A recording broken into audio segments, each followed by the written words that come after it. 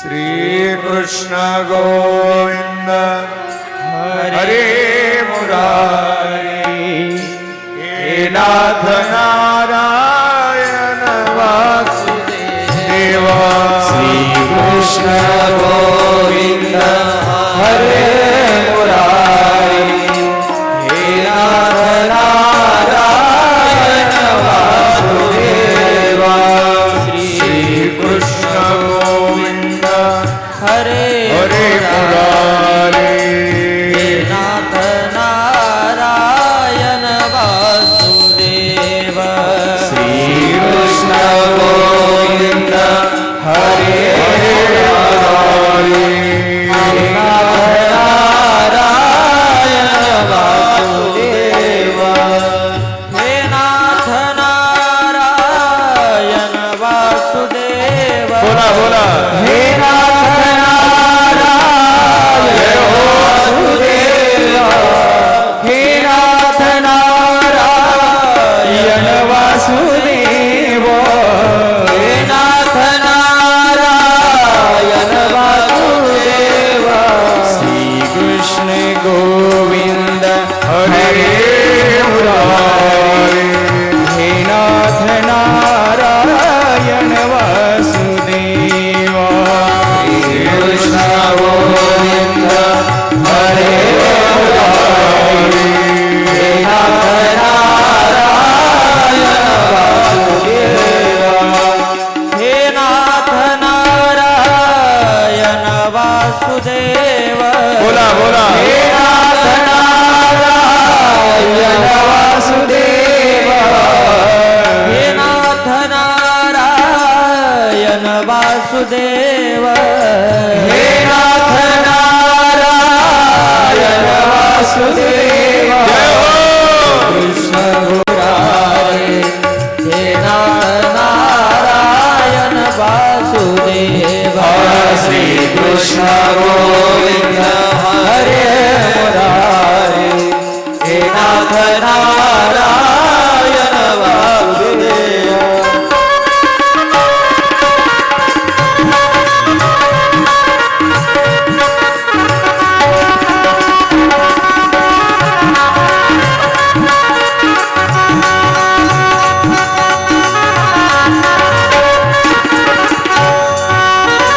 हे नाथ नारायण वासुदेव हे नाथ नारायण वासुदेव हे नाथ नारायण वासुदेव हे नाथ नारायण वासुदेव कृष्ण गोविंद हरे मुरारी हे नाथ नारायण वासुदेव हरे हरे कृष्ण गोविंद हरे मुरारी हे नाथ नारायण वासुदेव हरे हरे श्री कृष्ण गोविंद हरे मुरारी हे नाथ नारायण वासुदेव हरे हरे श्री कृष्ण गोविंद हरे मुरारी हे नाथ नारायण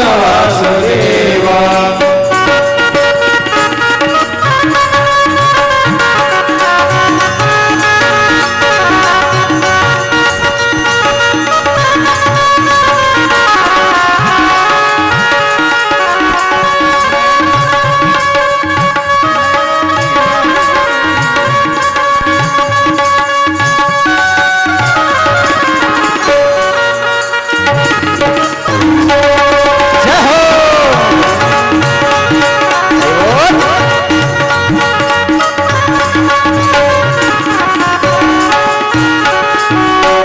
हे नाथ नारायण वासुदेव हे नाथ नारायण वासुदेव हे नाथ नारायण वासुदेव हे नाथ नारायण वासुदेव कृष्ण गोविंद हरे मुरारी हे नाथ नारायण वासुदेव कृष्ण गोविंद हरे मुरारी हे नाथ नारायण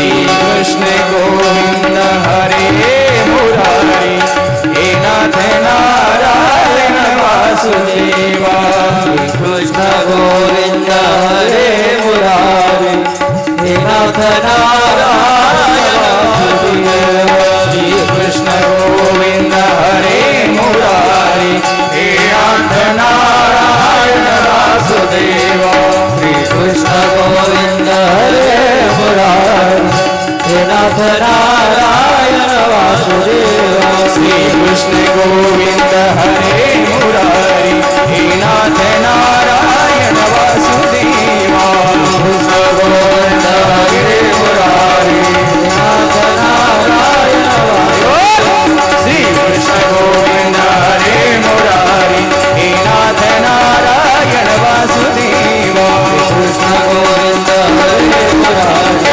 नाथ नारायण वासुदेवा श्री कृष्ण गोविंद हरे मुरारी हे नाथ नारायण वासुदेवा श्री कृष्ण गोविंद हरे मुरारी हे नाथ नारायण वासुदेवा श्री कृष्ण गोविंद हरे मुरारी हरि बोल नारायण वासुदेवा कृष्ण गोविंद हरे मुरारी हे नाथ नारायण वासुदेवा श्री कृष्ण गोविंद हरे मुरारी हे नाथ नारायण वासुदेवा कृष्ण गोविंद हरे मुरारी हे नाथ नारायण वासुदेवा श्री कृष्ण गोविंद हरे मुरारी हे नाथ नारायण वासुदेवा कृष्ण गोविंद हरे मुरारी हे नाथ नारायण वासुदेवा श्री कृष्ण गोविंद हरे मुरारी हे नाथ नारायण वासुदेवा कृष्ण गोविंद हरे मुरारी हे नाथ नारायण वासुदेवा गोपाल कृष्ण भगवान की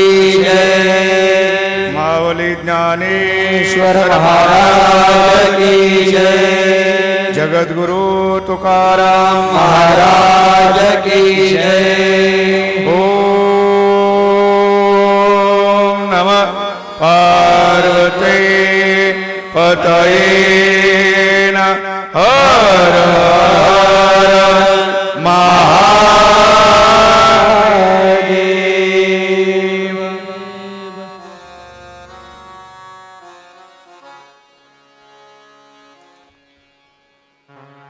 भगवान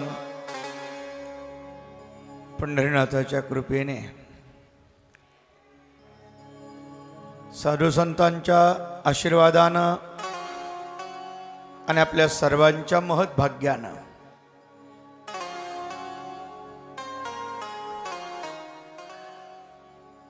आपल्या या पुण्य पावन पवित्र तीर्थभूमी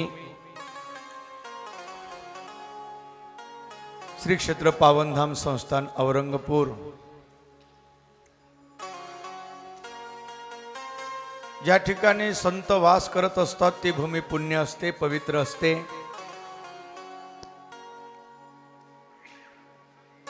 आणि अशा या पुण्यभूमीमध्ये श्रीमंत श्री जगद्गुरु तुकोबरायांचं आपल्या सर्वांना दर्शन देण्याकरता असणारं वास्तव्य आणि या ही खबर लागली अनगडशहाला. अनगडशहा हा मुस्लिम संत आहे, फकीर आहे, मोठा सिद्ध आहे, पण त्याच्याकडे सिद्धी आहे, सामर्थ्यवान आहे, तो काही साधा नाही. त्याला कमाल वाटली की तुकोबरायांच्याकडे एवढं सामर्थ्य की मी दिलेल्या शाप त्याच्या अंगाचा 10 शांत होतो, मग तुकोबरा किती समर्थ असतील. त्यालाही तुकोबरायांच्या भेटीची आस मनामध्ये लागली आणि तुकोबरायांच्या भेटीची आस मनामध्ये घेऊन हे अनगडशहा बोवासी वर्तमान महिपती बाबा लिहितात, परस्परे कळावे जान की रामेश्वराशी शाप मोचन केले तुकयाने निश्चित.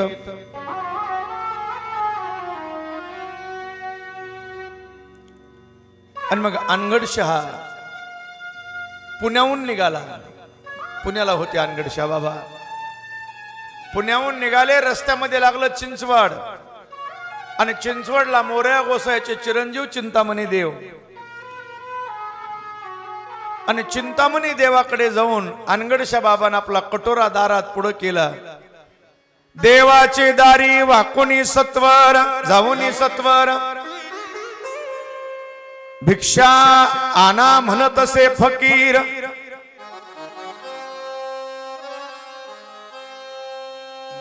हातामध्ये कटोरा घेतलेला आहे. तो फकीर बाबा म्हणतो भिक्षाम देही. है कोई अल्लाह का फकीर जो है वो अपने दार पे आया है, कुछ भर ले बाबा झोली. माझा कटोरा भरून द्या.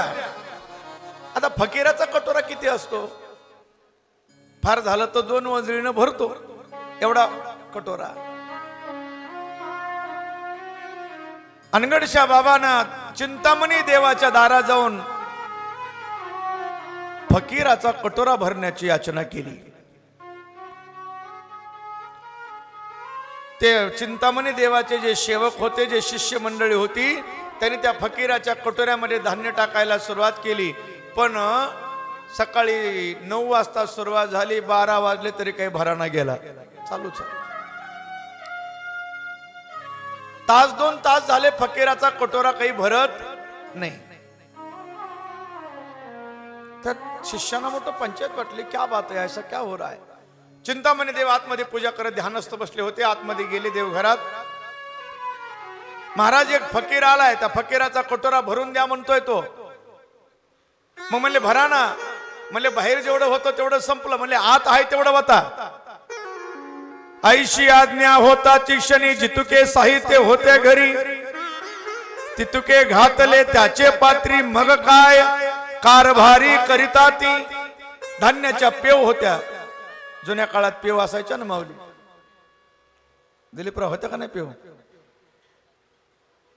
आता पेव नाही. आता काय सकाळी दुकानातून आणायचं, दुपारी दळून संध्याकाळी भाकरी खायची. आता माणसं, पूर्वीचे लोक घर बांधताना या घरामध्ये कमीत कमी 2-3 पिढ्या तरी गेल्या पाहिजेत असं त्यांना वाटायचं. म्हणून दगडाचे लादण्या मजबूत, लाकडं बघून आणायची, शोधून लाकडं काढायची. आता तसं नाही. आताच घर त्या बांधणाऱ्या बरोबरच निघत. आमच्या रात्री चर्चा झाली. सतेज महाराज होते, राम महाराज रात्रीचे कीर्तनकार. म्हणजे दगडात तुम्ही मंदिर बांधलं, सिमेंटात बांधलं असतं तर म्हणले ते 10-12 वर्षात लगे पडायला सुरू करते. पण आताच्या लोकांना जरा चमचमाट पाहिजे ना. मग फॅशन के जमाने में गॅरंटी कहाँ देखते लोग.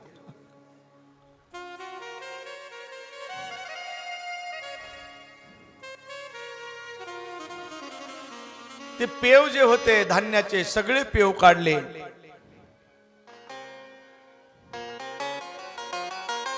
परंतु त्या फकीर बाबाचं काही पात्र भराना गेलं. मग तिथून फकीर बाबा निघाले. मग ते तोनी निघत असे फकीर देहू गावे येऊनी सत्वर. महिपती बाबा गोड लिहितात. तिथून फकीर निघाला आणि कुठे आले? देहूगावला, तुकोबरा यांच्या घरी. महाराज मंदिरामध्ये भजनाला गेले होते. आईसाहेब स्वयंपाकाला बसल्या होत्या. जिजाबाई आवली स्वयंपाक करी मंदिरी, तो फकीर बाहेरी हाका मारी. माझे पात्र भरोनी सत्वरी, पीठ लवकरी आना म्हणे. आवली म्हणे ते अवसरी. महिपती बाबा लिहितात, कोण मेला आला भिकारी. आता जिजाबाई, त्या जिजाबाईचे शब्द काही साधेत का महाराज? पांडुरंगाला कधी पांडुरंग म्हणले नाही तर ह्या फकीराला कशा म्हणतात? पांडुरंगाला काळ्या मेल्या इथ्या माझा दावेदार. इथं इथं इथं बसला शब्द नाही. माझा दावेदार वैरी हा शब्द ठरलेला. कोण मेला आला म्हणे. आधीच तर आमचं भागाना, आमचा जातही ना घेऊन कुठे बी फिरत, आणि पुन्हा नाही घरात म्हणून बरं नाही तर हायती बी दिलं असतं पीठ. जिजाबाई कडाडल्या. तेवढ्यात तुकोबरा यांची गंगा तान्ही कन्या जान, तिने पीठ घेतले मुठ भरून, आवली हाताशी झोंबत से जान, पडिले पेट त्याहुनी काही. महाराजांची कन्या गंगा, गंगी गेली न आईच्या समोरचं पीठ घेतलं त्या फकीर बाबाला वाढायला. आईला राग आला, ही बापावरच गेलेत म्हणली सगळी कार्टी, एक घरात काही ठेवीत नाही. आणि हाताला झटका मारला जोरात, राहू दे ठेव, इथं मिळाना गेले ना, आलाय कोणाला बी वाढायला. आता आधीच तर त्या लेकराची मूठ बारीक, लहान लेकरू, त्याची मुठीत किती बसणार आहे पीठ, बसून बसून पीठ किती, त्याच्यात त्या आईनं झटका मारला वरून, त्याच्यातलं अर्ध पडलं, किती राहिलं असणार आहे, चिमुटभर पीठ राहिलं त्या मुठीमध्ये. आणि ते पीठ घेऊन गंगा गेली आणि त्या फकीराच्या कटोऱ्या टाकल्याबरोबर कटोरा भरून सांडू लागला.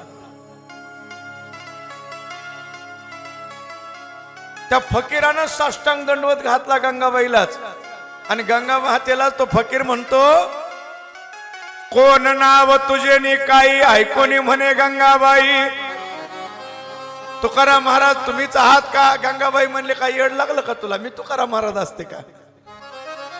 गंगी म्हणते, छोटीशी वेड्यासारखे बोलसी पाही, विदित नाही तुझ लागी. तुला माहित नाही का तुकाराम महाराज कोण आहेत? माझा दात, माझे वडील भजन करायला गेलेत मंदिरात, मी त्यांची मुलगी आहे. आणि मग फकीराला मोठं आश्चर्य वाटलं की तुकोबऱ्यांची मुलगी एवढी सामर्थ्यवान, तर तुकोबऱ्यांचं किती सामर्थ्य आहे. लहानीशी गंगा, केवढी ताकद महाराज त्या गंगेच्या अंगात. तुकोबऱ्याचं अख्खं कुटुंब हे परमार्थ कृपेनं महाराज ओत पोत भरलेलं आहे. हे रिद्धी सिद्धी म्हणून तो तुकोबऱ्या म्हणतात, अरे त्या रिद्धी सिद्धी आमच्या घरी पाणी वाहतात म्हणे.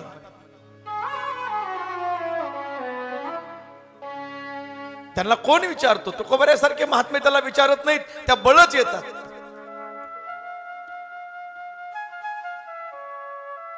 या वैष्णवांच्या घरी प्रेम सुख इच्छा करी, आणि रिद्धी सिद्धी द्वारी कर जोडो नितिष्ठती. महाराजच म्हणतात, या वैष्णवांचे घरी, या वैष्णवांचे घरी, हे वैष्णवांचे घरी, या वैष्णवांचे घरी, प्रेम सुख इच्छा करी, प्रेम सुख इच्छा करी. कोण जीव घालतो, कोण आणून टाकतो, काय कुणाला खबर लागत नव्हती. आणि एकाही माणसाला ना भाजी कमी पडली ना पाणी कमी पडलं, याचे तुम्ही सगळे साक्षीदार आहेत. तुकोबऱ्यांच्या दारामध्ये रिद्धी सिद्धी उभे आहेत. संताकडे त्या रिद्धी सिद्धीचा विचार त्या हात जोडूनच असतात, वाट बघून कधी काय सेवा मिळते. हे संत कबीरदाच्या जीवनामधला एक प्रसंग आहे. आता माझ्याकडे आज वेळ फार कमी आहे, 1 तास 1.5 तासामध्ये तुकोबऱ्यांचं थोडंसं चरित्र आपल्याला पाहायचं आहे. वैकुंठ गमन उद्या बघायचंय कीर्तनात आपल्याला, आणि मग पुन्हा भागवत बी संपवायचंय. कबीरदाजीच्या जीवनामधला एक गोड प्रसंग आहे. संत कबीरदाजाची मुलगी कमाली, मुलगा कमाल आणि मुलगी कमाली. ती मानसपुत्री होती. ती म्हणजे कमाली जी आहे का, कबीरदाजीची मानसपुत्री कमाली आणि संत रोहिदास सांबार. भारतीय संत संपदा फार महाराज प्रगल्भ आणि सिद्ध सामर्थ्यशील आहे. रोहिदासजींच्या दारामध्ये एकदा गोरक्षनाथ आले म्हणे, आणि रोहिदासजी मानस पूजा करत होते. मानस पूजा करत ध्यान लागलं आणि गोरक्षनाथ आले, बोले अल्लक निरंजन हम प्यासे हे, पाणी पिलाव. असं म्हणल्यानंतर रोहिदासजींनी काय केलं, आपल्या तिथं जे कटोर होता, कुंड होता पाण्याचा, ते कातडे भरायचा कुंड ते भिजवायचा असतो, पण त्यात कातडे भिजवलेले नव्हते. ते रोहिदासजीचा तो कुंड चांगला होता, पण तसा दिसणारा तसा साम्य होता. त्या कुंडातलं पाणी घेतलं आणि कटोऱ्यात टाकलं. गोरक्षनाथजी पिले नाहीत. गोरक्षनाथ पिले नाहीत. ते कटोरा तसेच आले कबीरदाजीच्या दारात. कबीरदाजी दारामध्ये आलं तर नेमकी कमाली होती. कमाली लेकरू लहान गंगेसारखी मुलगी तुकोबरायच्या. कमाली म्हणले काका आपलं गोरक्षनाथजीला, काकाजी क्या बात है बेटा, पानी पीना है. कटोरे में पानी है. बोले मैंने पिया नहीं. मग ते कमाली काय म्हणली, महाराज हे पाणी मी पिऊ का. पी, मी तुम्हाला दुसरं पाणी आणून देते धुवून. ती पाणी ती पिली आणि दुसरं पाणी गोरक्षनाथजीला दिलं. पुढे काही दिवसांना आता मला थोडक्यात सांगायचंय. कमालीचं लग्न झालं आणि कमाली नांदायला गेली मुलतानला. मुलतान आता पाकिस्तानमध्ये आहे. मुलतानमध्ये नांदायला कमाली गेली. तिच्या मालक तिथं राहत होता. एकदा गोरक्षनाथ फिरत फिरत फिरत त्या मुलतानला गेले. त्यावेळेस पाकिस्तान वेगळा नव्हता, अखंड भारत होता. आणि मुलतानला गोरक्षर बाबा गेले, फिरू लागले. है कोई फकीर का कटोरा भरने वाला, जो कोई फकीर का कटोरा भरेगा उसे घर फकीर अन्न लेगा. जी कटोरा भरील त्याच्या घरी मी जेवणार. है कोई, फिरायला लागले दारा. आता कोण तर गोरक्षनाथीचा. त्या कमालीनं आवाज ऐकला गोरक्षनाथ काकाचा आणि आपल्या मालकाला म्हणली, जा गोरक्षनाथ बाबाला बोलून आणा. अरे तुला वेळ लागलं का, ते गोरक्षनाथ ते काय सामान्य संन्यासी नाही. त्याचा कटोरा भरायला. आणि त्या बाबाचा नियम माहिती का तुला, कटोरा भरला तर जेवल, तुम्ही आणा तर खरं. आणि गोरक्षनाथजीला बोलवून नेलं. गोरक्षनाथजीनं कटोरा पुढा केला आणि त्या कमालीनं बारक्या चमच्यानं भात घेतला आणि कटोऱ्यात टाकल्याबरोबर भरून सांडायला लागला. गोरक्षनाथजीला आश्चर्य वाटलं. बोले बेटा तेरे में ये चमत्कार कैसे आ गया. ते म्हणले काका मुझे पहचाना नहीं. बोले नहीं, मी कबीरदासजी की मुलगी हो कमाली. आणि मग मला असं वाटलं की माझ्या राज्यात माझ्या गावात माझे गोरक्षनाथ काका आलेत तर ते उपवाशी कसे जाऊ द्यायचे, म्हणून तुम्हाला बोलवलं. गोरक्षनाथजीच्या लक्षात आलं बात क्या है. लेकिन गोरक्षनाथ बोले ये आपके भीतर कमाल आया कहां से. बोले जब से मैंने पानी पिया वहां से आया. आणि मग गोरक्षनाथची टूप पिटली. गोरक्षनाथ तिथून अंतर्धान पावले सीधे रोहिदास महाराजाकडे. रोहिदास बाबा, रोहिदासजी चांभार महाराज, रोहिदासजी पुन्हा ध्यानमग्न होते. नेमकी तीच वेळ पूजेला बसलेले रोहिदासजी. मानस पूजा चालू आहे, भगवंता बरोबर ध्यान लागलेलं आहे. आणि तेवढ्यात येऊन पाणी मागितलं. बोले पाणी पिला. रोहिदासजीने वळ केलं. रोहिदास म्हणले जब प्याते तो पिया नहीं, जब प्याते तो पिया नहीं, जिन पिया उसने पाया ओ पानी अब मुल्तान गया. रोहिदास म्हणले जब प्याते तो पिया नहीं, जिन पिया उसने पाया. जिन पिलं ती बस ती धन्य झाली. अब वो पानी मुल्तान गया.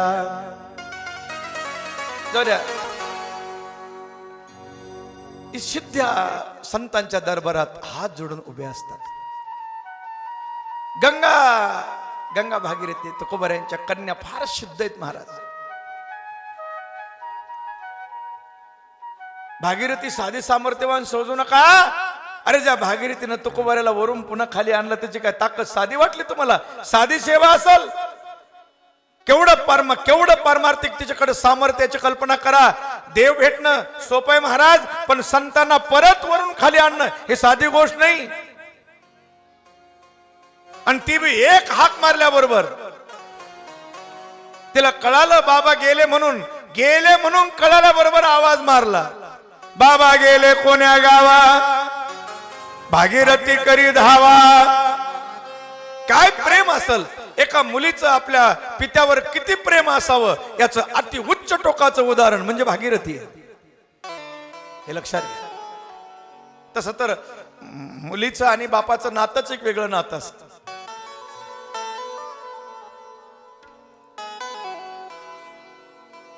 सगळ्यात जास्त बापाची काळजी करणारी मुलगी असते. मुलगा करतो का नाही करतो मी काहीच म्हणत नाही, तुम्हीच म्हणा. तुम्ही अनुभव हीच खात्री. हो भागवतराव नाही आता मुलानं तर मला दिंडीला बॅनर बनवून दिला, आजच्या दिवस तरी मुलाचं हो म्हणा की. आमच्या भागवतरावने दिंडीची तयारी करून आले, मस्त रथ बनवला बॅनर लावून. मुलीचं आणि बापाचं नातं वेगळं असतं महाराज, आणि त्या नात्याचं प्रेमाचं बंधन, त्या प्रेमाचं किती ताकद असते त्या प्रेमामध्ये, याचं अति उच्च उदाहरण भागीरथी आहे. काय ताकद असेल, काय प्रेम असेल तुकोबरायावर. वैकुंठाला गेलेले महाराज पुन्हा खाली यावं लागलं भागीरथीसाठी, हे लक्षात घ्या. ही साधी तक्ती नाही. म्हणून तुकोबरायांच्या मुली फार भाग्यवान, समर्थ होत्या. मुलंही तशीच. पालखी सोहळा नारायण महाराजांनी काढलेला आहे, तपोनिधी नारायण महाराज. सकळ वैष्णवा, नारायण महाराजाबद्दल एक प्रमाण आहे, मला वाटतं निळोबरायचं काय कुणाचं प्रमाण आहे माझ्या लक्षात येईना. सकळ वैष्णवा वाटे जीव प्राण, तो हा नारायण देहू कर, तो हा नारायण देहू कर. वैष्णवा वाटे जीव प्राण, तो हा नारायण देहू कर, तो हा नारायण देहू कर. सकळ वैष्णवा वाटे जीव प्राण, तो हा नारायण देहूकर. तिथून पुढे देहूकर नाम म्हणून मोरे आडनाव आहे, पण देहूकर म्हणतात तुकोबरायांच्या पुढे वंशज नारायण महाराजापासून. गंगाबाईनं फकीराचा कटोरा भरला. फकीर तुकोबरायांच्या दर्शनाला आले, आणि आल्यानंतर तुकोबरायाला पाहिलं तर फकीराच्या लक्षात आलं की साक्षात परब्रह्म रूप तुकोबराय म्हणजे ब्रह्मच आहे. फकीराला ब्रह्मरूपानं तुकोबरायांचं दर्शन झालं. आहेच ब्रह्म, सच्चिदानंद रूपा आहे का नाही, सच्चिदानंद रूप आहे. आणि मग फकीर तुकोबरायाचं दर्शन करून धन्य झाले. पण तुकोबरायाचं कीर्तन ऐकण्याकरता फकीर बाबा यायचे, तुकोबरायांच्या कीर्तनाकरता.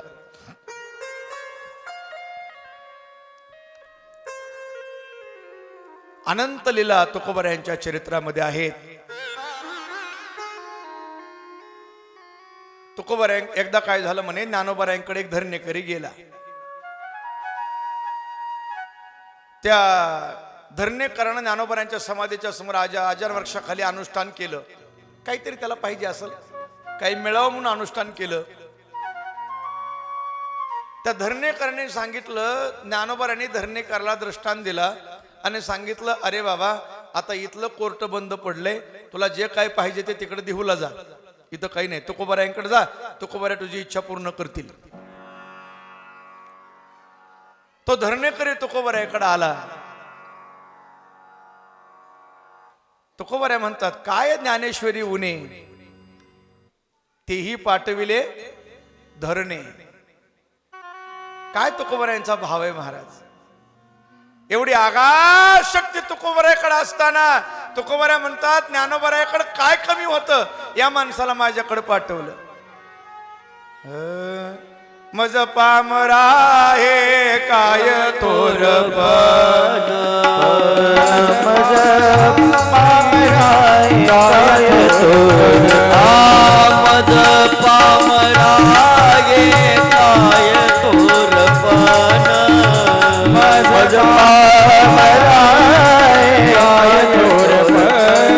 हे बाईची वाहन बाई बरी, पायची वाहन पायी बरी, पायची वाहन पायी बरी, पायची वाहन. तुकोबरायांचा केवढा मोठा भाव आहे संतांच्या प्रती. तुकोबराय काय पामर थोडेच आहेत, पण संतांच्या बद्दल बोलत असताना मज पामरा हे काय थोरपण, कशा करता माझ्याकडं. आणि मग मनातल्या मनात विचारायला, हे माझ्या मागं विनाकारण झंझट लावली मला देवाने. पहिले एक धनेकरी पाटले रामेश्वर भट्टाला पाठवलं, पुन्हा हे पाठवलं, हे नकोच म्हणे आपल्याकडं. आणि त्याने सांगितलं, जा म्हणे लोहगावला. लोहगावला जा, तिला शिवबा कासारे त्याच्याकडे जा आणि तुला काय पाहिजे ते देईल. तो लोहगावला गेला. त्याने सांगितलं मला ज्ञानोबराने तुकोबराकडे पाठवलं, तुकोबराने तुमच्याकडे पाठवलं. मग त्याने काय केलं महाराज, त्याला 3 पासा दिल्या आवताच्या 3 पासा घरात पडल्या होत्या, आणल्या. जा बाबा घेऊन. ते धरणेकरी ब्राह्मण म्हणला आता पासा कशाला दिल्या असतील मला, मी इतकं अनुष्ठान केलं माऊलीचं तुकोबरायकड, इतक्या लांब चलत आलो आणि पासा आता काय डोसक्यात घालून घ्यायच्या का, वज झालं त्या पासाचं. लोखंडाच्या पासाचं काय हो, त्यानं रस्त्यानं येत असताना 2 पासा टाकून दिल्या आणि एकच पास. आता आपलं शिवबा कासाने एक सांगितलं की ह्या पासा घेऊन जा आणि तुकोबराला दाखव. तो आला पासा घेऊन, 2 पासा टाकून दिल्या आणि 1 पास डोक्यावर आणली. तुकोबराय बसले होते मंदिराच्या ते तुळशीवृंदावनापाशी भजन करत. आणि आल्याबरोबर त्याने महाराजांनी डोळे उघडले आणि मला तुमच्याकडे पास घेऊन पाठवलंय. तुकोबराने पाहिलं, म्हणले जा तुझं काम होऊन जाईल, काय काळजी करू नको, बघ ती पास कशाची आहे. आणि त्यानं पास बघितली तर सोन्याची झाली. आवताची पास आपल्या आवताची माहिती की जगरांना, आवताची पास नाना, ती पास मोठी पास होती. पण त्यानं बघा, माझ्या मनानं सांगतोय मी, ती पास सोने झाली. पण त्या 3 पासा होत्या का नाही, ते जी त्यानं जी आणलेली पास होती का त्याच्याजवळ, ती कोळप्याचीच राहिली होती. करंट 2 पासा जरा लांबच्या आवताच्या होत्या, ते दिल्या फेकून. लागलं पुन्हा पश्चाताप करायला. अरे अरे अरे, ही चमत्कार संत चमत्कारामुळे नसतात, संताकुनी सहज चमत्कार होतात. अनंत प्रकारच्या लीला आहेत तुकोबरायांच्या जीवनामध्ये. पुढे अतिशय महत्वाची कथा तुकोबरायांच्या चरित्र भागातली. तुकोबराय ज्या वेळेला डोंगरावर जाऊन भजन करत बसायचे, त्यावेळी एक सुंदर स्त्री गावातली, तिच्या मनामध्ये वेगळा भाव आला आणि तिला दुर्जन लोकांनी फूस लावली आणि ती एक वाईट हेतू घेऊन तुकोबरायांकडे आली. नटून थटून सजून आली आहे आणि तुकोबराय भजन करत अति आपल्या ब्रह्मरूपाशी एकरूप झालेले आहेत. प्रब्रह्म रूपाचं ध्यान लागलेलं आहे. तुकोबराय चिंतनामध्ये रंगलेले आहेत आणि ही स्त्री तुकोबराच्या समोर वेगवेगळे हावभाव करत पोहोचली. आणि योग असा की ती समोर स्त्री आलेली असताना नेमका तुकोबरायांचा अभंग चालू होता. रूप पाहता लोचनी सुख झाले हो साजनी. तिला वाटलं आपलं काम तर झालं अर्धा, आता हे आपल्याला बघून सुख झाले हो साजनी म्हणते. अधिक जवळ गेली आणि तिच्या पायातले पैजण, त्याचा आवाज झाला. तुकोबरायांचं ध्यानस्थ आहेत आणि तुकोबरायांचं सहज लक्ष गेलं आणि तुकोबराने तिच्याकडे पाहिलं. महाराज ते वेगवेगळ्या प्रकारचे हावभाव करत होते. महाराज माझा स्वीकार करा अशा तिच्या चेहऱ्यावरले भाव सांगत होते. तुकोबरायांनी पाहिलं आणि तुकोबराय काय म्हणतात, जायो तुम्हाते न करी सायास, जायो तुम्हाते न करी सायास, जायो तुम्हाते न करी सायास, जायो तुम्हाते न करी सायास. विष्णुदास कैसन, आम्ही विष्णुदास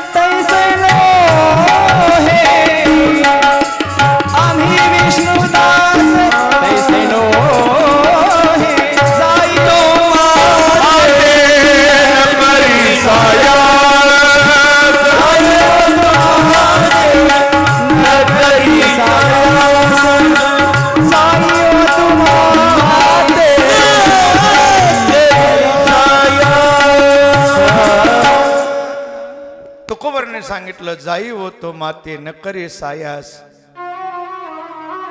आम्ही विष्णुदास तैसे नो हो. आई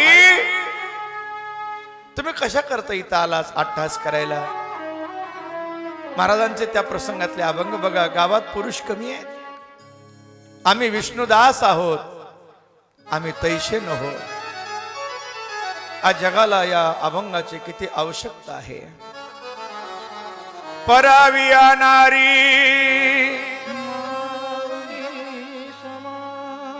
आणि तुकोबर यांच्या मुखातून शब्द निघाला, जाई होतो माते न करी सायास. आई तुम्ही इथं कशा करता आलात? आई शब्द तुकोबराच्या मुखातून निघाला आणि त्या स्त्रीच्या हृदयाला भिडला. महाराज ती माऊली एका क्षणामध्ये तिची वृत्ती बदलली, गदगद स्वर झाला, डोळ्यात अश्रू दाटून आले. तुकोबराला नमस्कार केला. महाराज तुम्ही मला आई म्हणालात? मी पापी आहे, कुटील आहे, कपटी आहे. आणि महाराज जेव्हा ती स्त्री परत वापस डोंगरावून खाली गावात आली, गावातले लोक ज्या वेळा त्याच्याकडे पाहू लागले, तिनं सांगायचं, खबरदार कोणी माझ्याकडे वाईट नजरेनं पाहाल तर मी आता महाराजांची आई आहे. केवढा मोठा भाव तिच्या मनामधला बदल झाला. कारण संतांचं सहज बोलणं हे जीवाचं कल्याण. सहज बोलणे हित उपदेश, सहज बोलणे हित उपदेश, सहज बोलणे हित उपदेश, सहज बोलणे हित उपदेश. करुणी सायस शिकविती, शिकविती, शिकविती. काय विद्याची भावे पुतराई, काय विद्याची भावे पुतराई, काय विद्याची भावे पुतराई. करुणी सायास शिकविती, शिकविती, शिकविती. कायदा विदाशी हवे उतराई, कायदा विदाशी हवे उतराई, कायदा विदाशी हवे उतराई. तुकोबराने तिच्या जीवनामध्ये क्रांती केली, तिचा भाव बदलला. पुढे तुकोबरा तीर्थयात्रा करण्याकरता निघालेले असताना एकदा रांजणगावला आले. रांजणगावचा ज्या ब्राह्मणांच्या घरी तुकोबरा थांबले, त्याचा मुलगा बोलत नव्हता. तुकोबराने त्याला हाक मारली, विठ्ठल विठ्ठल चिंतन करायला सांगितलं आणि त्या मुक्या मुलाला वाचा फुटली. अशा अनेक प्रसंग आहेत. म्हणून मी सांगितलं ना, आपले तुकोबरा फार सामर्थ्यशील आहेत. आणि पंढरपूरला जात असताना भगवान शंकराचा जो डोंगर आहे, शिखर शिंगणापूर, तिथे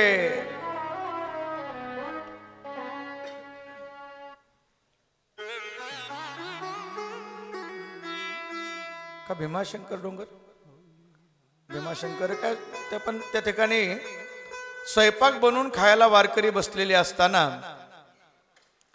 मैपती बाबा लिहितात, जाणून तुकयाचे मनोगत, चौघाचा स्वयंपाक केला होय, तो नग्न दिगंबर रूप आकारून अकस्मात कैलासनाथ पातले. भगवान शंकर तुकोबरायापाशी जेवण्याकरता आले, दिगंबर रूप धारण करून. चौघजण होते तुकोबरायाबरोबर, 3 त्यांचे टाळकरी शिष्य असतील. त्या चौघाबरोबर दिगंबर होऊन कैलासनाथानेही भोजन केलं, अशी कथा आहे. येलवाडीचा जो जावाई आहे, ते एकदा तुकोबरायांकडे आला. येलवाडकर जावाई तुकयाशी पुषे एक समयी, मला काहीतरी नित्य नेम सांगा. तुकोबराय म्हणले, गीता वाची जा. त्यानं कधी गीतेची संता घेतली नव्हती, आपलं थोडंसं इकडं तिकडं वाचायची थोडी. आणि मग एक जोशी बुवा कोणतरी त्याच्या घरी अचानक आले, आणि त्या जोशी बुवानी ती गीता ऐकली. अरे अरे अरे, तू गीता वाचू नको म्हणे. का? तू संता घेतली नाही, तुला वाचायला येत नाही, हा शब्द होता, तर अर्थ चुकीचा होतो. आणि मग त्या जावयानं गीता तुकोबारायांच्या वाचायची बंद केली आणि जोशी बाबा संध्याकाळी झोपले. जोशी बाबाच्या स्वप्नात जाऊन पांडुरंगानं चांगलं झापलं जोशी बाबाला. काय रे म्हणले, तुलाच लय वाचायला येतं काय? हा, तुला कोणी सांगितलं ते वाचतंय ते चुकीचं आहे म्हणून? ते जसा वाचतो तसं मला आवडत होतं, त्याने बंद केलंय, मला कर्म नाही. जा जाऊन सांग वाचायला सुरुवात कर म्हणून.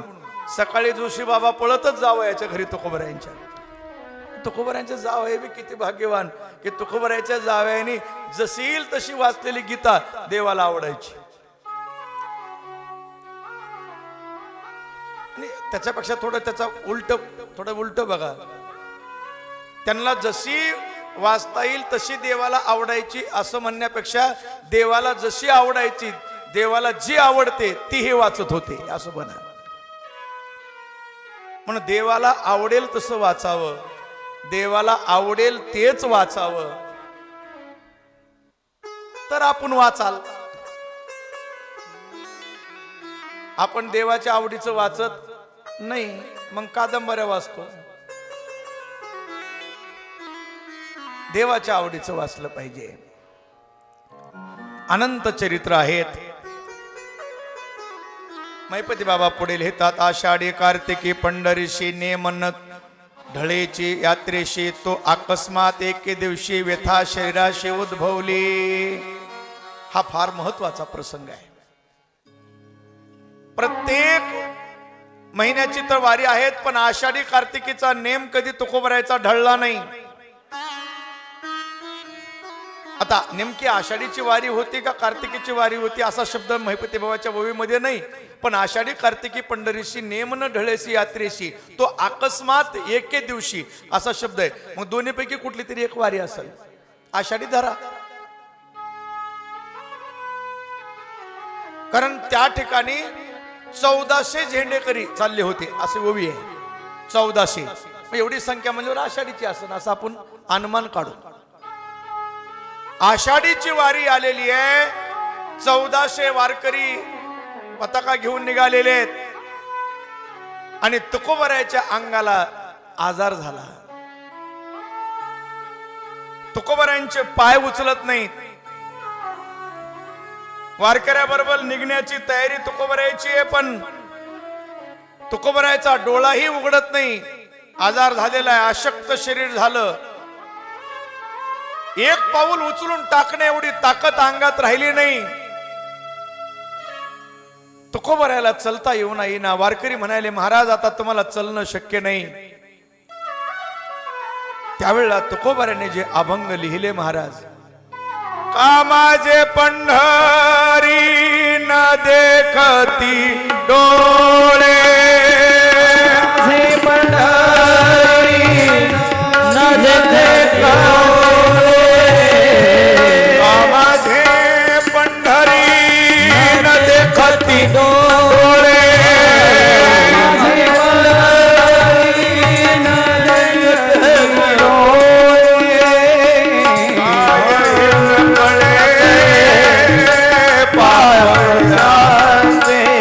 कायन करे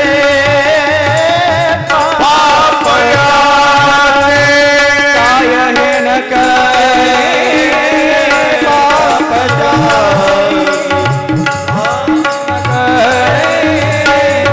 पाप जासे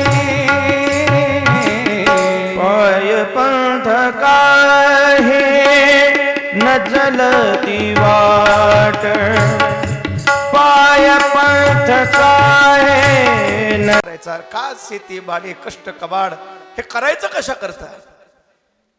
ह्या सगळ्या गोष्टीचा हेतू एकच आहे. काही हे बिरडे फिटेल, काही तो स्वामी भेटेल. मनामध्ये एक भाव जागा राहिला पाहिजे की जगाचा मालक परमात्मा मला एकदा भेटला पाहिजे. एक वेळेस त्यानं मला दर्शन द्यावं, बस एवढा भाव मनात ठेवावा. आणि परमात्मा दर्शन झालं की संपलं महाराज. तुका म्हणे जन्मा आल्याचे सार्थक, जन्म सार्थक झाला, सिद्ध झाला. विठ्ठलची एक देखलिया.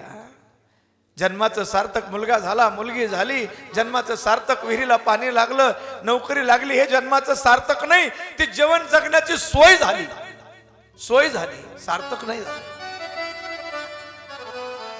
हे सगळं मठ मंदिर, ही सगळी व्यवस्था, ही सोय आहे, हे सार्थक नाही. मंदिर बांधलं, पावनधाम संस्थान झालं, मग जन्माचं सार्थक नाही झालं. जन्माचं सार्थक त्याच वेळेला होईल की परमात्मा ज्या वेळेला दर्शन देईल. हा भाव प्रत्येकाच्या मनात. घर बांधा, घर बांधू नका असं माझं म्हणणं नाही. घर बांधा, घर बांधणं गरजेचं आहे. सोय पाहिजे, सोय व्यवस्था पाहिजे ना, सोय पाहिजे ना, सोय म्हणून बांधा. कीर्तन संपलं, मी कुठेतरी जाऊन झोपल म्हणून नाही जमणार. झोपण्याकरता घर पाहिजे, जेवण्याकरता पाहिजे, पत्नी आहे, मुलं आहेत, बाळ आहे, सगळ्या गोष्टी, सोय पाहिजे. पण मनामध्ये भाव असला पाहिजे की माझं जन्माचं सार्थक त्याच वेळेला होणार आहे की परमात्मा ज्या वेळेला एकदा का होईना पण दर्शन देईल. हा भाव प्रत्येकाच्या मनात जागा झाला पाहिजे. ही भक्ती आर्त मनामध्ये जे बी काही करायचंय, परमात्मा तुमच्या दर्शना करताय, तुमच्यासाठी हे सगळं चाललेला खटाटोप आहे असं वाटलं पाहिजे. आणि त्याच वेळेला जन्माचं सार्थक होईल ज्या वेळेला जगाचा मालक, ब्रह्मांडाचा धनी, रुक्मिणीचा पती, वारकऱ्यांचा आराध्य दैवत, तो सगुण साकार परमात्मा ज्या वेळेला आपल्याला सगुण रूपात दर्शन देईल, मग जीवन धन्य झालं. मग पुन्हा काही नाही महाराज, पुन्हा संपलं. मग आता हे सोहळे झाले त्रिभुवन विषम धुवन, हे नंतर आहे, नंतर आहे पुन्हा. पण परमात्म दर्शन हा मुख्य हेतू जीवनाचा असला पाहिजे कार्य करताना. कारण परमात्म्याविषयी भाव, आणि परमात्मा दर्शन त्याच वेळेला देतो, ज्ञानी माणसाला सगुण रूपानं देतो का नाही देतो याचा विचार स्वतंत्र आहे. त्याला कधी देतो, ज्ञानाला कधी देतो, अर्थ तो अर्थाचे ज्ञान, ते सगळे चिंतन बघा, मला वेळ नाही. पण भक्ती, भोळ्या भक्ताला त्याच्या भावना, त्याचा प्रेम, त्याची श्रद्धा परमात्म्याला दर्शन देण्याकरता कारणीभूत ठरते महाराज. काही लागत नाही, फक्त भाव पाहिजे, आहे का नाही. भावे गावे गीत शुद्ध करून या चित्त, तुझ व्हावा आहे देव, तरी हा सुलभ उपाव, न लगती सायास जावे मनांतरा, सुखी येतो घरा नारायण. हे उत्सव जे करायचा आहे ना, तुकोबाऱ्यांचा महोत्सव करायचा आपल्याला, हे लय मोठा भव्य करायचा आहे, जगाला दाखवायचंय काय माझा पावनधामचा उत्सव, याच्याकरता नाहीये. हे पुन्हा लक्षात ठेवा. मी तुम्हाला अनेक वेळा बोलतोय की तुम्ही या ठिकाणी येता सर्वजण, इथं आल्यानंतर तुकोबाऱ्यांचं दर्शन झाल्यानंतर तुकोबाऱ्याकडे बघा एकदा प्रसन्न. तुम्ही नेहमी जाता येता दर्शन तर करताच आहे, पण एकदा कधीतरी 2 मिनिटं वेळ काढून मूर्तीचं दर्शन करतोय असं मनात आणू नका. तुकोबाराय बसलेत असं मनात आणा. कालच सतीश महाराज मला म्हणले, मी महाराज इथून कधीच जात नाहीत, आले की दर्शन, आणि इथं आल्यानंतर काय म्हणले महाराज की वेगळाच एक अनुभूती मिळते. तुकोबारायकडे बघा, आणि तुकोबारायकडे पाहत पाहत तुकोबाराय आपल्याशी बोलतात काहीतरी असं वाटावं, आणि तुकोबाराय आपल्याला सांगतेत की देव पहावया करी ओ सायास. तुकोबाराय आपल्याला देव पाहण्याकरता सायास करायला सांगतात, आणि आपल्या जन्माचं सार्थक करायला सांगतात. हे तुम्हाला कळलं पाहिजे, मला कळलं पाहिजे, तुम्हाला म्हणजे तुम्ही एकटे नाही, मी तुमच्या बरोबर आहे. आपल्याला कळलं पाहिजे, याच्याकरता हा उत्सव करायचा आहे. धांगडधिंगा नाचण्याकरता मग तुम्ही बघितले, मी कीर्तनकार मंडळी आमंत्रित करताना ते विनोदाकरता कीर्तनकार नाही, त्यांनी जे सांगितलं त्यांच्यातला जो त्यांची साधना असली पाहिजे, त्यांच्याकडे काहीतरी शब्दात ताकद असली पाहिजे. का तर या भागातल्या सगळे आपले आपण सगळ्याला माझ्या सहित आपला ना की परमात्मा प्राप्तीचा मार्ग कळला पाहिजे, आणि मनात भाव जागा झाला पाहिजे की परमात्मा मला भेटावा. दुर्दैवाची गोष्ट अशी आहे की परमात्मा भेटावा हीच कोणाच्या मनात नाही महाराज. मुलगा भेटावा, मुलगी भेटावी, विहिरीला पाणी लागावं, नोकरी लागावी, जावई चांगला मिळावा, अमुक सून चांगली मिळावी, हेच मनात आहे. मनात असलं पाहिजे की मला परमात्मा, ते तर होईल हो. ते तुकोबराच्या हातचा मळ आहे, हातचा मळ आहे. मग एका आजी आल्या, मी असल्या गोष्टी सांगत नाही, मग एका आजी आल्या, दर्शन केल्या, पाया पडल्या, पण माझ्या डोक्यावरून हात फिरवून गेले. आणि काय म्हणल्या माहिती आहे, महाराज मला ऐकायला चीना गेलं तर म्हणल्या 15 दिवस झालं ऐकायला चीना गेलं, आणि महोत्सव चालू झालाय, तुमचं ध्यान केलं आणि तुमचा तो आवाज कानामध्ये भजनाचा आला आणि ऐकायला आलं. मग आल्या. हे हातचा मळ आहे तुकोबारायांच्या.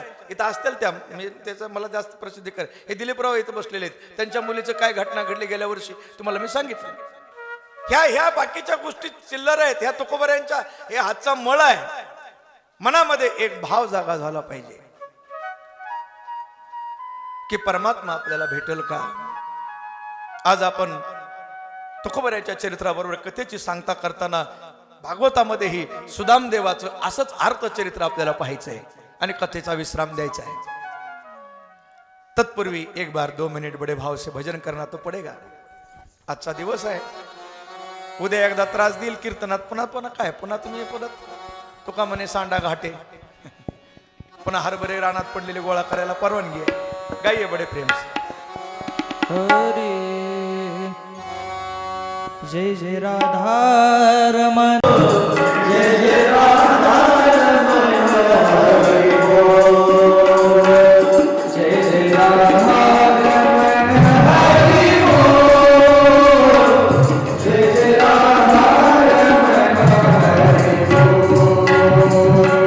जय जय राधा रमण, हरि बोल. जय जय राधा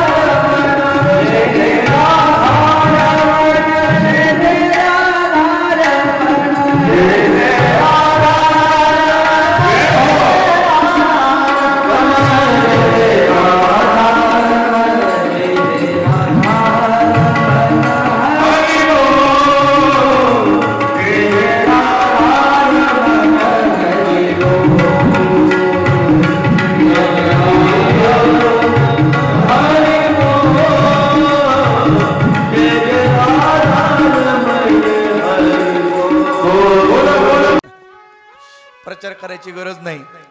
मुलं किती? 1,60,000. 1,60,000 पोरं. हा, मी सांगितलं ना, फक्त फॉर्मच भरायचा, प्रचार काही करायचं नाही. पुन्हा एवढा मोठा दरबार भगवंताचा, पण एवढ्या पत्न्या होत्या, पण आवाज बाहेर वाड्याच्या जात नव्हता. काय कळलं? बरोबर कळलं.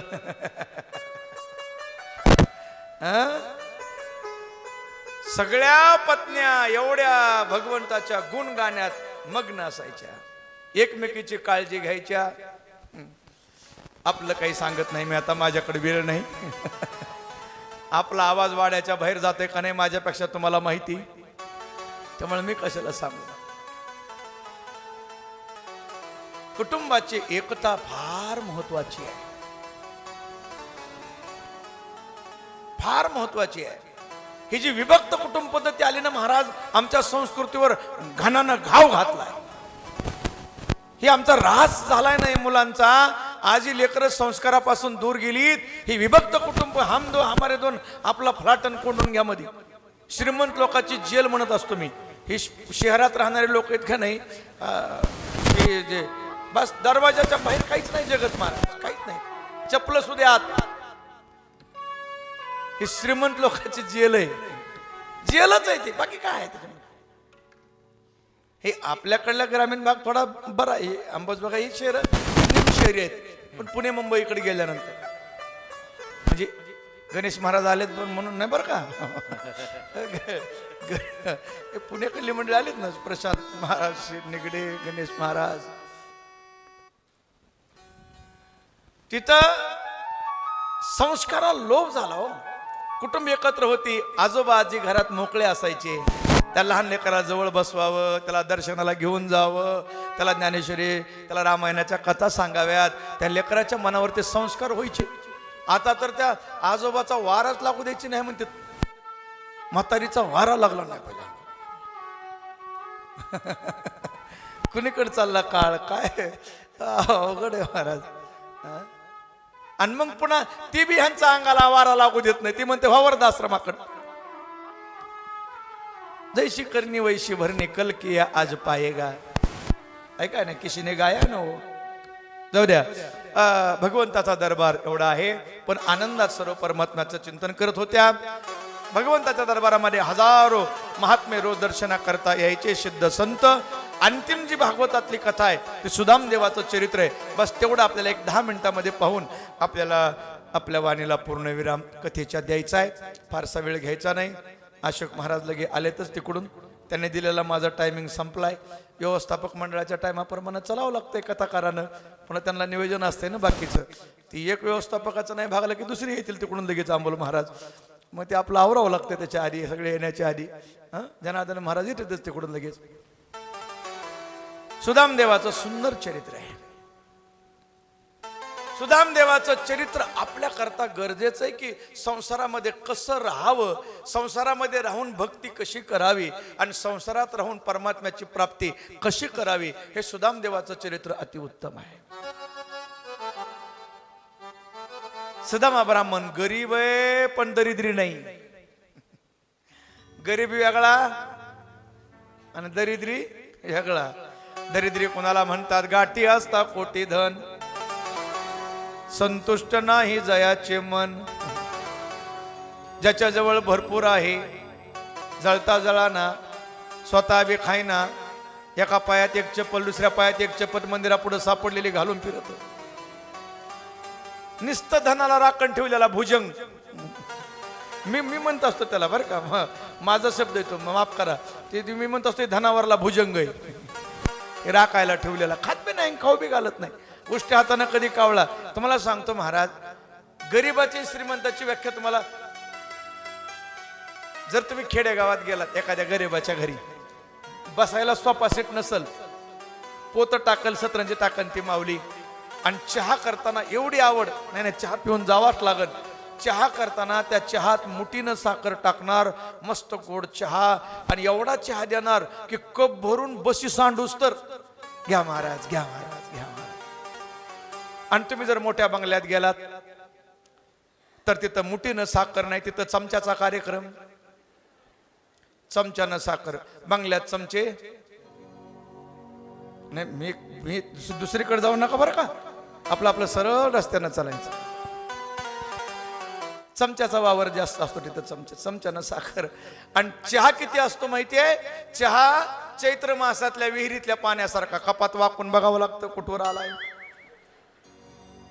आणि ती बी लवकर येत नाही. हवा का म्हणून 4दा चहा खावा का, चहा प्यायचा.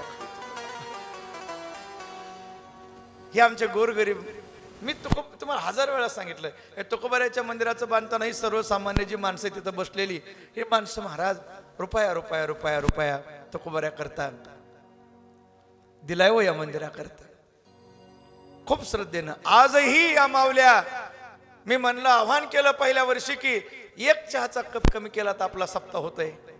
फक्त रोज 1 रुपया म्हणजे काय महाराज, 1 रुपया काहीच नाही. तर मावल्या 500-500 रुपयापर्यंत, रुपयाने किती 365 होतात, पण 500च्या जवळजवळ सगळ्या मावल्यांचे पैसे जमा आहेत. जवळजवळ इथं येणाऱ्या 70% मावल्यांनी नारळ नेलेली आहेत. तिने काही काही मावल्या आज नारळ नेण्याकरता, आज नाही जाणं झालं 7 दिवस तरी आज तरी चला. आणि ह्या रुपया तुम्ही देता का? त्याच्यात एक भावना आहे, त्याच्यात भक्ती आहे. एक जण माणूस येईल 10 लाख देईल, त्याच्यापेक्षा तुम्ही दिलेला रुपया 1 कोटीच्या बरोबरीच आहे, हे लक्षात घ्या. आणि म्हणून आपल्या सर्वांचा भाव त्या पाठीमाग आहे. भावात देव आहे, भक्तीत देव आहे. म्हणूनच गरीब वेगळा आणि दरिद्री वेगळा.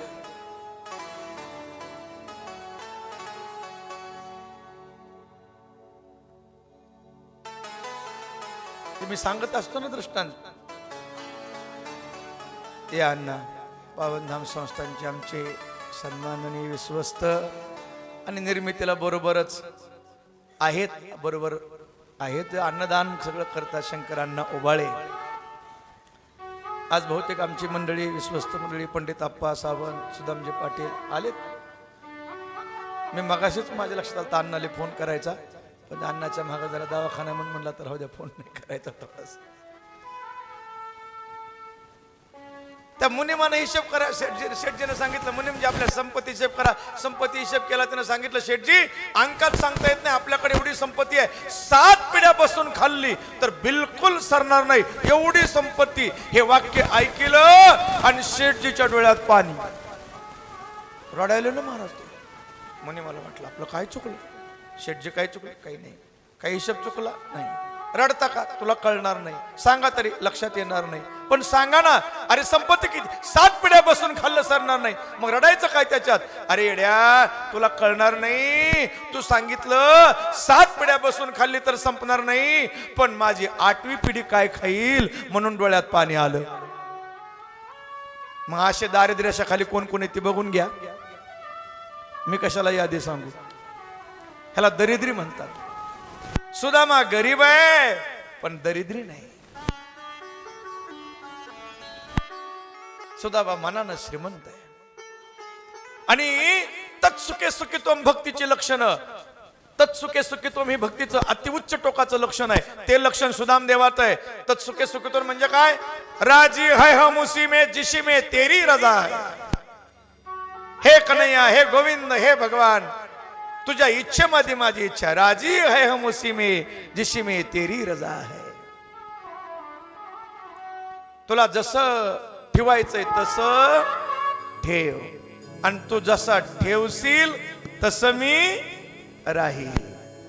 हो तेरी मर्जी का मैं हूँ गुलाम, मेरे अलबेले राम, मेरे अलबेले श्याम, मेरे अलबेले राम, मेरे अलबेले श्याम, मेरे अलबेले राम, मेरे अलबेले श्याम. हो मेरी मर्जी का, हो तेरी मर्जी का मैं हूँ गुलाम, हो तेरी मर्जी का मैं हूँ गुलाम, मेरे अलबेले राम, मेरे अलबेले श्याम, मेरे अलबेले राम, मेरे अलबेले श्याम, मेरे अलबेले राम, मेरे अलबेले श्याम. अलबेले राम मेरे अलबेले श्याम, अलबेले राम मेरे अलबेले श्याम, अलबेले राम मेरे अलबेले श्याम, अलबेले राम मेरे अलबेले श्याम. हो तेरी मर्जी का, हो तेरी मर्जी का, हो तेरी मर्जी का मैं हूँ गुलाम, मेरे अलबेले राम, मेरे अलबेले श्याम, मेरे अलबेले राम, मेरे अलबेले श्याम, मेरे अलबेले राम, मेरे अलबेले श्याम, मेरे अलबेले राम, मेरे अलबेले श्याम.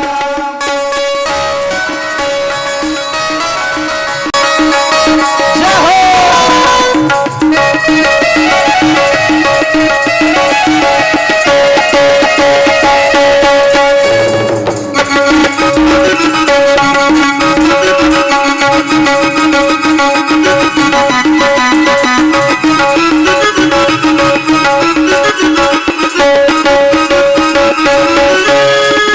जो भी करार में तुम पर लो छावर, जो भी करार में तुम पर लो छावर, जो भी करार में तुम पर लो छावर, जो भी करार में तुम पर लो छावर. हो दौलत मेरी तेरा नाम, दौलत मेरी तेरा नाम, मेरे अलबेले राम, मेरे अलबेले श्याम, मेरे अलबेले राम, मेरे अलबेले श्याम, मेरे अलबेले राम, मेरे अलबेले श्याम, मेरे अलबेले राम, मेरे अलबेले श्याम, मेरे अलबेले राम, मेरे अलबेले श्याम, मेरे अलबेले राम, मेरे अलबेले श्याम.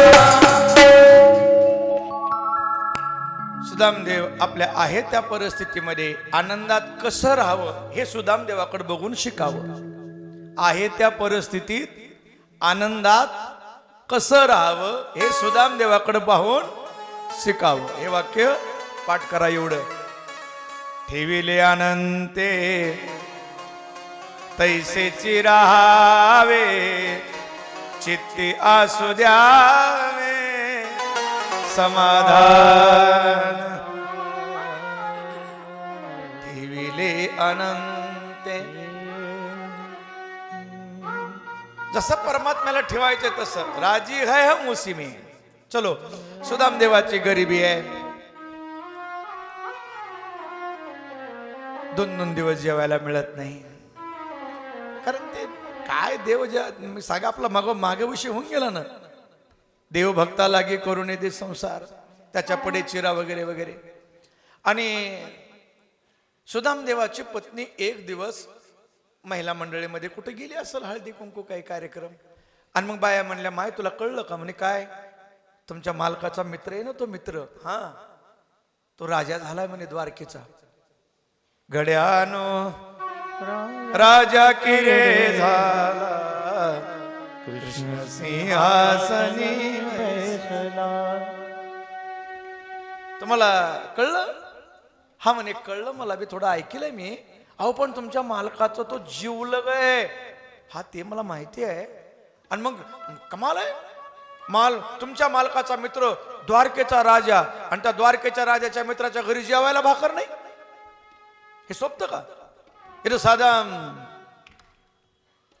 आमदाराचा मित्र झाला तर 2-4 गाड्या घेऊन फिरतोय. आणि द्वारकेच्या राजाचा मित्र जेवायला नाही. सगळं खरं आहे. पण माझे मालक परमात्म्याला काही बोलणाऱ्यापैकी नाही आहेत. असं काहीतरी करा. परमात्म्याची त्याची भेट झाली पाहिजे असं करा. सुदाम देवाच्या पत्नीमध्ये विचार तर होताच. पण तिला आपल्या मालकाची अवस्था माहित होती की आपले मालक काय अवस्थेत जगतात.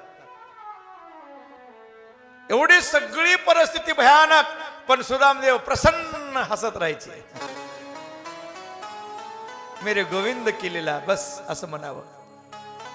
एक दिवस सुदामदेवाची पत्नी सुदामदेवाजवळ आली. म्हणले महाराज एक बोलू. जरा प्रसन्न होते आज. मालक प्रसन्न म्हणजे मालकीनं मालकाकडे आपल्या मनातलं मनोगत कधी व्यक्त करावं हे बी सुदामदेवाच्या चरित्रात आहे.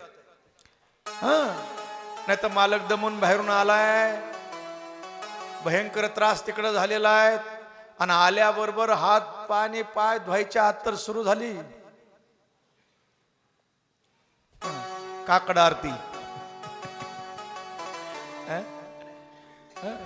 कोणची आरती असती मला काय माहिती का. कोणची आरती आपल्याला कोणची आरती नाही. आपण झोपला पडला महादेव काही नाही त्याचं. आपल्याला काय आरती नाही. तुम्हालाच माहिती कोणची आरती ती आपल्याला काय. ते सुदामदेवाच्या पत्नीनं सांगितलं महाराज एक विनंती विचारू. न विचार. तो कृष्ण सखा भगवान कृष्ण कन्हैया त्याच्यावर तुमचं काही प्रेम आहे का नाही. सुदामदेव असे बघायले. अगं वेडे पगले तू काय विचारतेस कळतं का तुला. कृष्णावर प्रेम आहे का हे प्रश्न झाला. कृष्ण माझा श्वास आहे. कृष्ण माझा माता. कृष्ण माझा पिता बहीण बंधू चुलता. कृष्ण अगं कृष्ण म्हणजे माझा श्वास आहे. ग काय बोलतेस. काय बोलता म्हणे तुम्ही. कृष्णावर एवढं प्रेम आहे की कृष्ण माझा श्वास आहे एवढं प्रेम आहे म्हणता. आणि लग्न झाल्यापासून आजच्या तारखेपर्यंत एक दिवस मी तुमच्या तोंडातून ऐकलं नाही कृष्णाला भेटायला जायचे असं कधी म्हणलात. बघा सुदामदेवाच्या पत्नीचं नाव आहे काय सुशीला.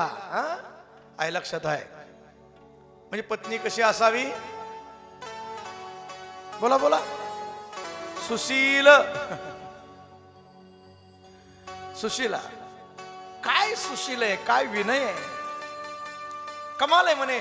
देवावर एवढं प्रेम म्हणता कृष्ण भगवंतावर. आणि एकदाही जायला भेटीचं नाव काढलं का तुम्ही. एकदा तरी भेटायला जायचं एकदा तरी.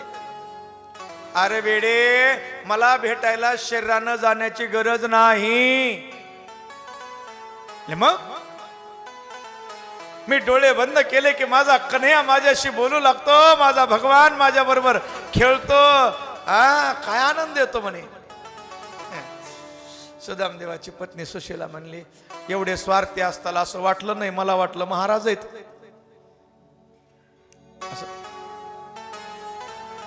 सुदामदेव म्हणले, आज तुला काय झालंय, तू असं काय बोलतीस असं वेड्यागत? काय स्वार्थ केला मी? तुला सोडून काही खाल्लं? तुला सोडून कधी जेवण केलं? तुला सोडून मी एकटा तुला उपाशी ठेवून मी असं तसं नाही म्हणे. तुम्ही मोठा स्वार्थ करता, ते जेवायचं वगैरे सोडा. काय स्वार्थ केला? कारण नेम असा धर्मशास्त्राचा, जर पुरुषानं शरीरानं प्रेम केलं, नेम आहे का अगोदर म्हणजे कळण, पुरुषानं जर शरीराच्या द्वारे जर पुण्य केलं तर ते पुण्य, अर्ध पुण्य बायकोच्या खात्यावर ऑनलाईन जात.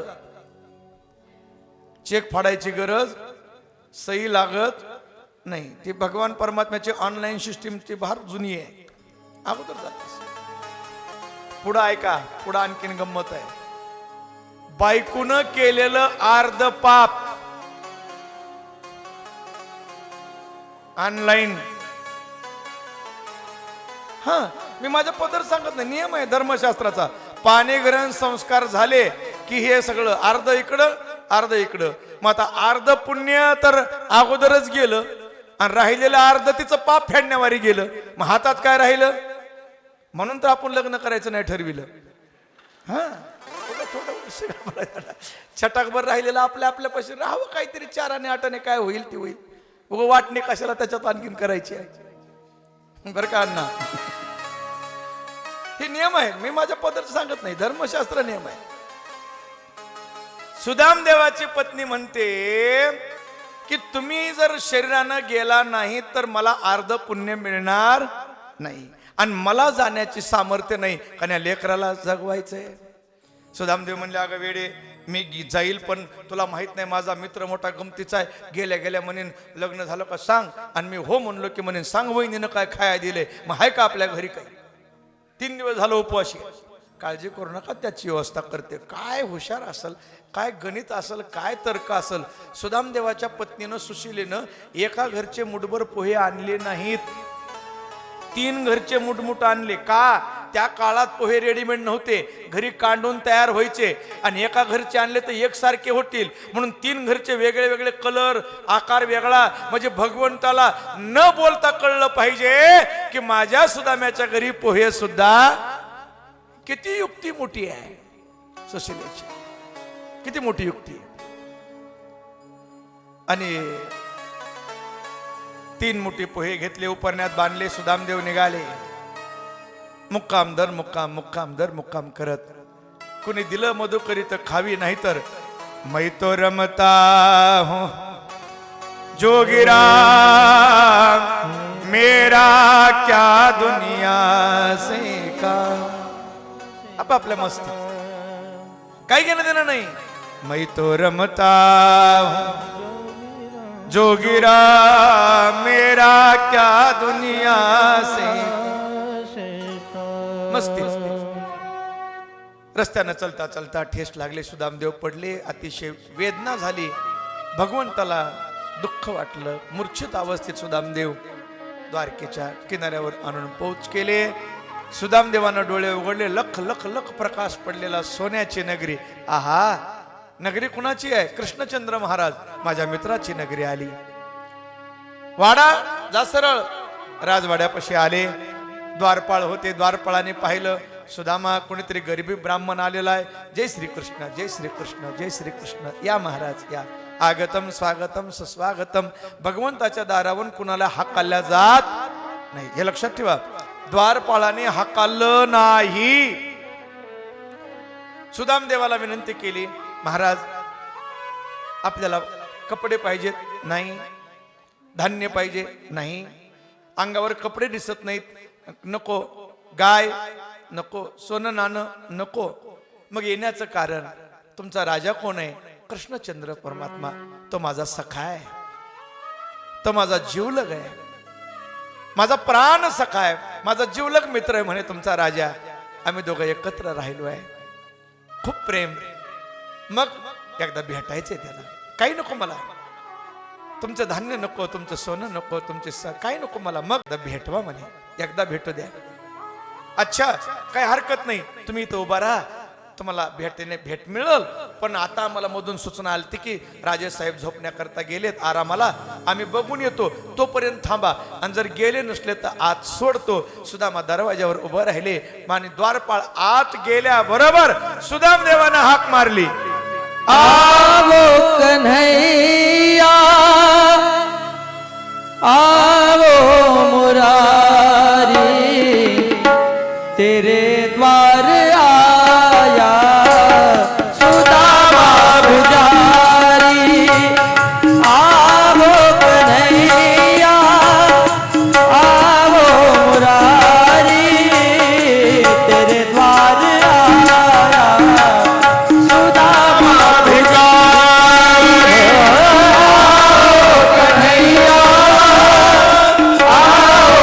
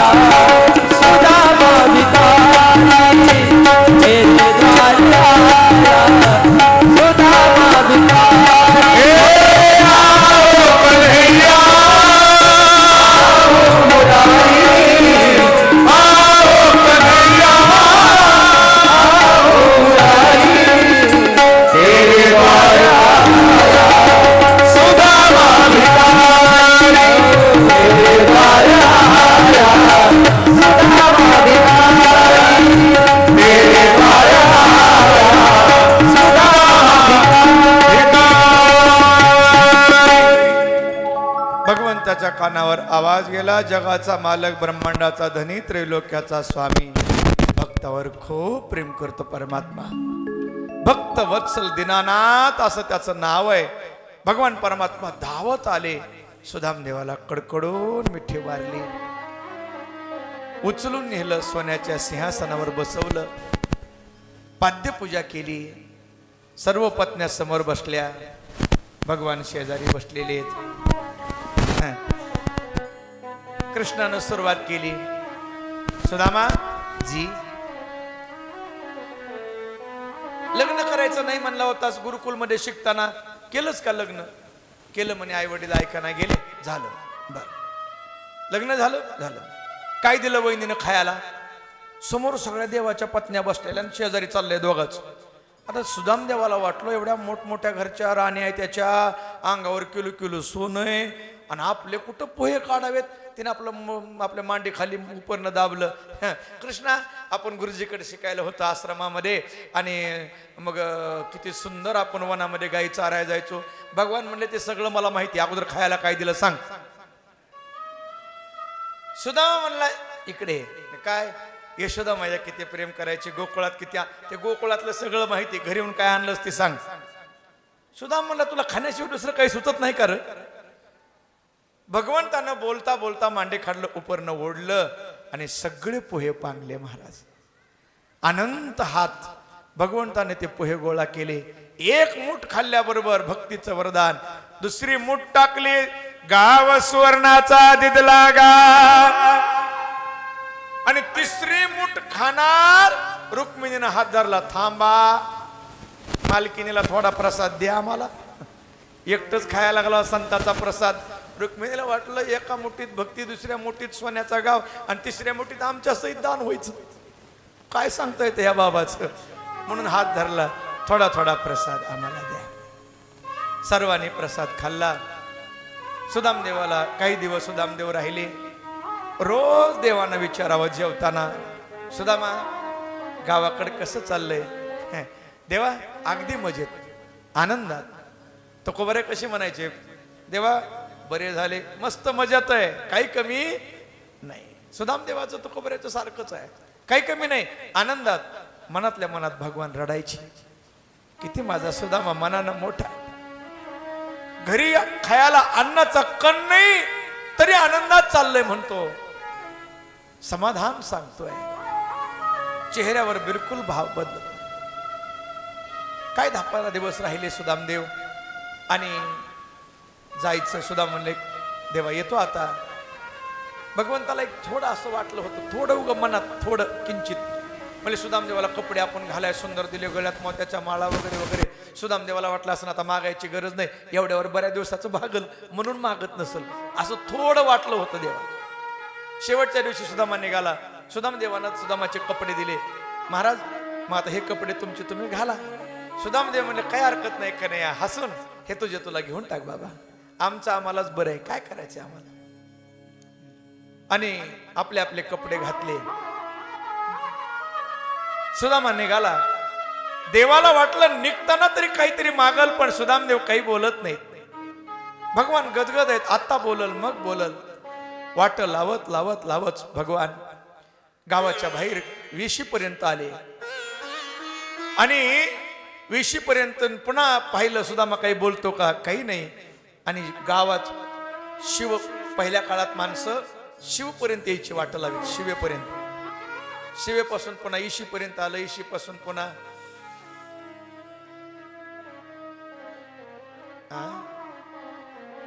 हा घरी बसूनच पुन्हा आता जागेऊनच. या मात्र परीक्षित राजाला बोराच्या आठवड्यामध्ये तक्षक नाग आला. परीक्षितीचा देह सुटला. परीक्षितचा मुलगा जन्मेजय त्यानं सर्पयज्ञ केला. हजारो सर्पाची आहुती झाली. आगस्ती मुनी आले आणि आगस्ती मुनीने सर्पयज्ञ थांबवला. म्हणून आज सापाला आगस्ती मुनीची शपथ असं म्हणतात ना, ते थांबतो. त्याचं कारण ते आहे. आणि मग या ठिकाणी सूत महाराज आपल्या कथेला पूर्णविराम देतात. तत्पूर्वी 2 मिनिट आपली ही कथा या ठिकाणी आता पूर्णविराम कथेला आपण वाणीला देणार आहोत. आजच्या या कथेला, या वर्षाच्या कथेची या ठिकाणी सांगता पुन्हा पुढच्या वर्षी आणखीन सुरू होणारच आहे. पण ती सुरू करत असताना आपला पावनधाम संस्थानचा हा उत्सव आपल्या सर्वांचा उत्सव आहे. मी निमित्त मात्र आहे. ही आमची